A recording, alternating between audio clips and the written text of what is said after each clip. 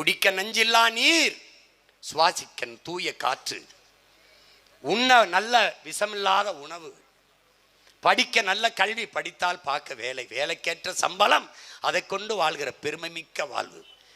அரிசிக்கும் பருப்புக்கும் 5க்கும் 10க்கும் வேட்டிக்கும் சேலைக்கும் இலவசங்களுக்கும் மானியங்களுக்கும் போனஸ்களுக்கும் கையேந்தி நிற்கிற மான தமிழ் கூட்டத்தை மீட்டு தன்மானமிக்க தமிழ் பேரினமாக வாழ வைக்க இருக்கிற இறுதி வாய்ப்பு என் அன்பு மக்களே. உங்கள் பிள்ளைகள் எங்களின் கைகளை பற்றி வலிமை தாருங்கள். மலைதானே போகட்டும் என்று இருக்கிறார்கள். இந்த வளத்தை உங்களால் உருவாக்க முடியாது.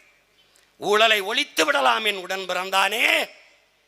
என் அன்பு தம்பி தங்கைகளே, ஒரு நேர்மையாளன் ஆட்சிக்கு வந்தால் ஊழல் லஞ்சத்தை ஒழித்து விடலாம், நீரை தேக்கி விடலாம், காட்டை வளர்த்து விடலாம்.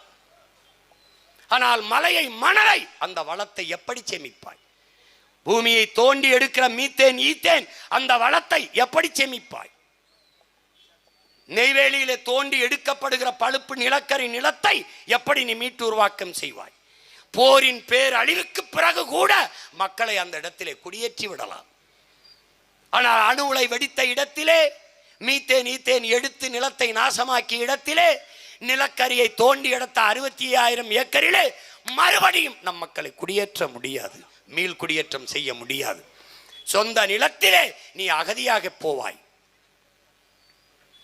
அந்த நிலையை மாற்ற பூமியை உன் தாயாக என்று நீ எண்ணி போற்ற துடிக்கிறாயோ, நேசிக்க துடிக்கிறாயோ, அன்றுதான் இதை காக்க வேண்டும் என்ற எண்ணம் உனக்கு பிறக்கும்.